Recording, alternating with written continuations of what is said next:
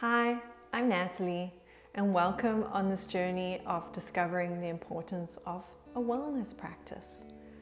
So to begin, if you're one of those people that don't have one, you may actually be missing out.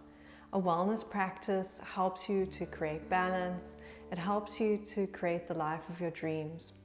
And we really do this by creating the habits that equip us with the tools to be able to focus on our values and consciously create from a space of love.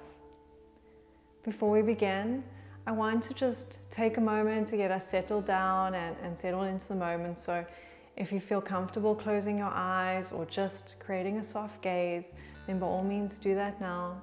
I'm going to bring forth 3 scenarios and I just want to see which one resonates with you.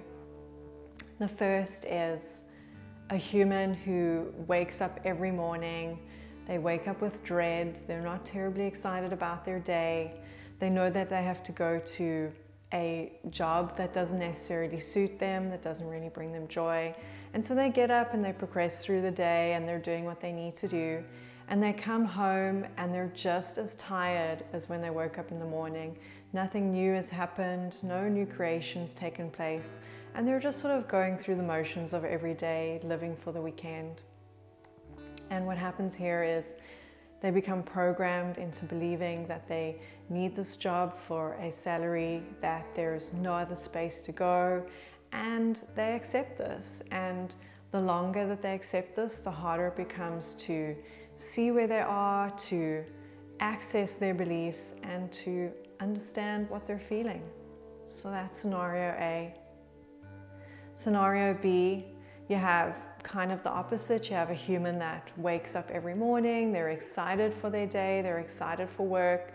They get up, they get ready, and they dedicate the majority of their day to this career that they're striving for, the accomplishment bringing them a sense of satisfaction at the end of the day. And they come home and they're pretty much exhausted. They've spent most of their energy on the day. They don't really allow time for themselves, time for others, time for self-care. And they just sort of carry on from day to day, getting this sense of fulfillment from their career and no other spot really. And that's scenario B.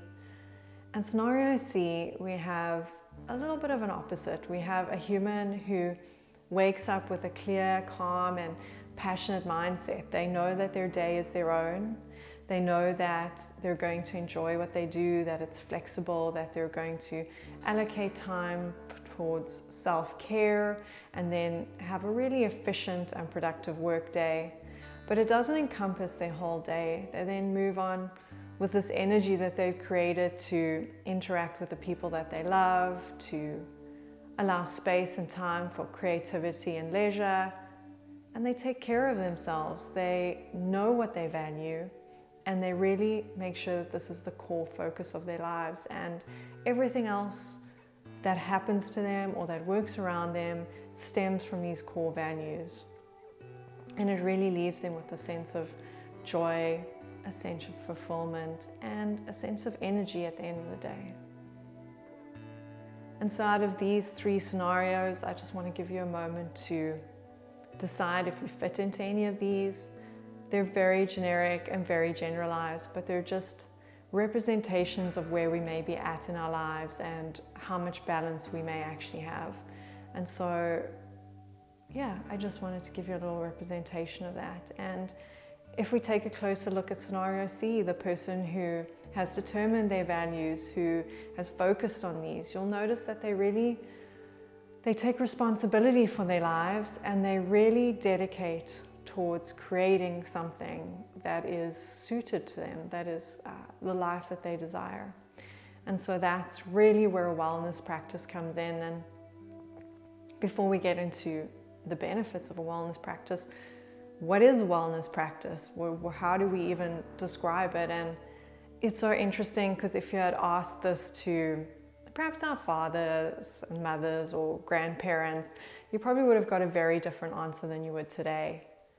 I mean, the previous generation, again generalized, but there was a lot of a perception that a wellness practice was a physical activity for the day or taking care of your diet. And that really is where it stopped. And it didn't really encompass the full human range of capabilities and emotions. And so you find that wellness practices nowadays are really becoming multidimensional. They're really addressing every part of us as human beings and what we may need from a body, mind, spirit place. And it was interesting, there was a study by Rhodes University, and they were talking about 8 key areas where wellness needs to be cultivated in order to have a higher quality of life. And these were, we'll go into more detail in the blog, but I'll just give you a brief overview here.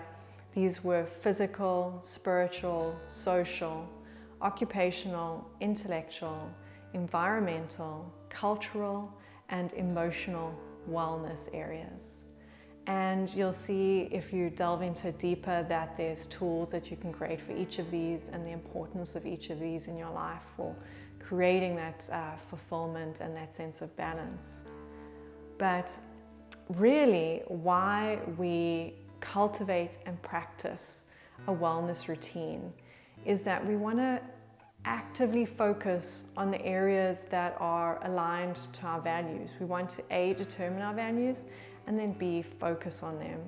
And in doing so, we become the conscious creators of our lives, and this leads us to be happier, to be more fulfilled, and to manage stress, to manage all the environmental factors that influence us and our thoughts and our actions.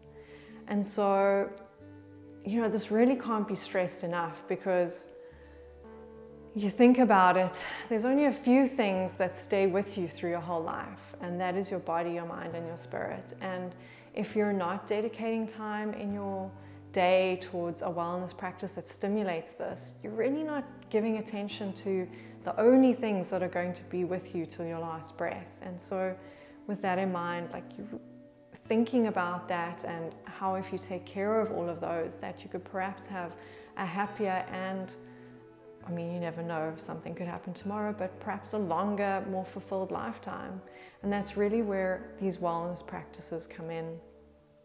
But what is conscious creation? What is this term that keeps coming up, and what is it that we keep working with here? And yeah, simplified, conscious creation is just creating a sense of self-responsibility and an understanding that you are the creator of your life, and that no one else can create it for you. You have the power to create that you want, the life that you want. And that's really where we're going with this conscious creation. It's just creating this environment where you become the observer of your life, and rather than just being a spectator, you actively create changes that align more towards your values, more towards your desire. So let's sum it up. If you want a higher quality, more fulfilled life, you need awareness and you need well-being. And essentially, actions and emotions affect our well-being and vice versa. And so if we can manage and observe our actions and emotions and align them with what we value, then we have the ability to create balance, to reduce stress, to have time for the things that we love most, and to really just be happier. We also cultivate resilience, which allows us to cope with the challenges that, let's be honest, life will always throw at you. It's the ability to cope with these, to adapt, and to move through with a healthy emotional balance and mental constitution. And so yeah, so if you don't have a wellness practice, I'd highly recommend getting one. It isn't a once-off task, something that you do once and you just forget about. It's a long-term journey, an intentional and holistic practice that helps us evolve and change and cope with everything that we need to cope with in our lives. And I just leave you with this, that if you value yourself and you value your time, then you realize that you are valuable, life is short, and that you only get one chance to do it. So if you're going to do it, why not do it with the healthiest constitution that you can and live the life that you desire? Yeah.